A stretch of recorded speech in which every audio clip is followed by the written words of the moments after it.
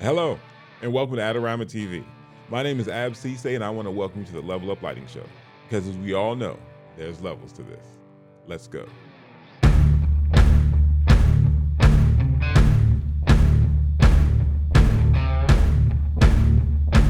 Okay, in this episode of Leveling It Up, we're going to talk about how to create a moody dramatic image simply by using a silver umbrella. But then we're going to add some things to it as well in order to make it a little bit moodier. We're going to talk about light control. What is light control? Well, let's start with a light modifier. A light modifier is our umbrella. It's something we put directly on the light in order to modify it. What light control are things like flags and nets that we put between our light and our subject in order to further control the light. But first, before we get into all that complicated stuff, let's start in a very easy place and let's show how we can create a very dramatic portrait simply by using a silver umbrella up to camera left of our model. So in terms of why I'm using an umbrella, it's because it's one of the most accessible light shapers you can own. They're one of the things that's extremely price conscious, they're extremely portable, and you can use them on any light. They're not brand specific. I'm using a deep silver umbrella because it's very focused and it kind of gives me this hard contrasty light, which ultimately makes our image a whole lot moodier. One of the things I am doing though is to find the sweet spot of the umbrella. I'm doing it visually, but I also come in and meter. If you don't meter, you can find that the hot spot of the umbrella may not be exactly where your model is, and visually you may not be able to see this depending on what your background is. So it's great to kind of spot check and meter to the left and the right of your model and make sure you're really hitting the sweet spot when you're working with something that's somewhat focused like a deep silver umbrella. All right, so how do we take this deep silver umbrella and make it even moodier?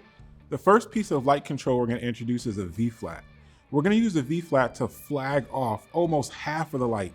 Now our model is now getting lit with just this dramatic slice of light. It already made a huge difference just by using this flag.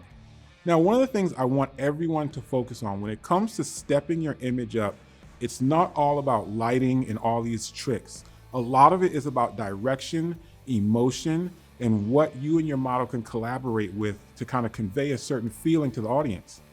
In this shot, we put on a moody song, and I asked our model if she could drop a few tears. I almost dropped a few myself. I mean, it was a very emotional moment during the shoot. But I must say, we elevated our picture not through lighting, not through filters, not through anything fancy, but we leveled up through communication, through direction, and conveying a different emotion in the shoot. Never forget that. One of the reasons we want to keep this so simple is so you don't get caught up in gear and you still remember to focus on your subject. So this moody dramatic light, what does it do? It simply helps to sell the emotion better. Having these dark shadows and the person kind of emerging from them makes you feel as if though something is going on. It adds another layer. So never forget that part. Always try to get an emotional connection between your audience and the picture in order to create stronger images. And that's what portrait's about. You want to kind of show something about someone. Another thing I want to talk about is using a net.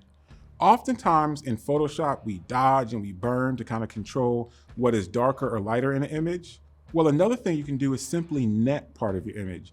A net allows us to kind of dim down part of a picture. It doesn't change the quality of light, it just changes the quantity of light. And it has a thin wire on one edge and kind of like an open frayed part. This eliminates there from being like any shadow. So there's a smooth transition from when you add the net to kind of where the light gets a little bit hotter and there is no net. So instead of thinking about doing everything in post, using light control, some of these things you can do on set. And speaking of Photoshop, everybody opens up and raises the shadows. This is another thing that we can simply do on set. By adding a fill light to our image, we're able to dial in the shadows exactly where we want them. By having an active fill, you can place it where you want, and similar to what you're doing in Photoshop, you can easily kind of raise and lower your shadows. And in an image that's this dark and moody, you can still have the opportunity of raising and lowering your shadows in post, but having a fill light gives you a few more pixels to hold on to kind of bring things up and down so you do have more control in post without overall affecting the mood of your image. Another really important thing to consider with a shot like this and with the light is really moody is that you kind of have a very small window of where the light is ideal. And so having your model move kind of forward and back, you're kind of directing them through the sweet spot the whole time. If you're working with someone who's not a professional, one of the things you can use is a posing table. Giving them a place that they can rest their elbows, there's very little room for them to kind of move in and out of your shot, and it makes small movements very easy as well.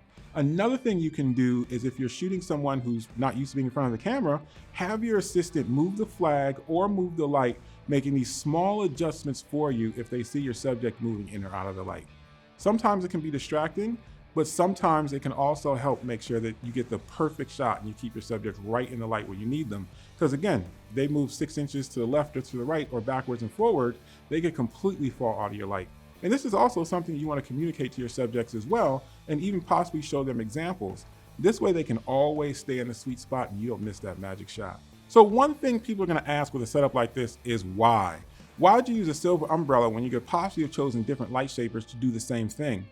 Think of it like this. Sometimes when you're editing in Photoshop, you have a process of non-destructive editing, so you can always go back. In lighting, sometimes you want to do the same thing. Let's say you start out with this umbrella, but your client says, I want to make things a little moodier. Show it to your client and they're like, you know what? I like that, but can we even make it a little bit moodier? Then you bring in the net, which makes it even a little bit moodier by taking the attention away from the arms and bringing it back up to the face. After that, your client like, you know, this is moody, but maybe it's just like a touch too moody. Is there anything we can do so that we see a little bit more detail? Boom, now you add in your fill light. And at any point, you can easily go back to your simple umbrella in seconds. So this is another scenario where you could start with our look with everything built up. And then if you're working with someone with very limited time, you can easily remove the things that are your light control, and you can end up with a completely other shot without having to rearrange things, without having to move lights around, but just by moving your light control elements. What is going on with my lighting? Because it is not that type of show. All right, this is a little bit better. I just want to thank everybody for joining us today on a Level Up Lighting Show. Make sure you also tune in 7 p.m. Eastern Standard Time on Adorama's Twitch channel. We have a live broadcast in which you can ask me questions about any Level Up Lighting show that you see here. Also, make sure to like, comment, subscribe, and ring that bell so you can see content just like this on Adorama TV. And remember, there's levels to this.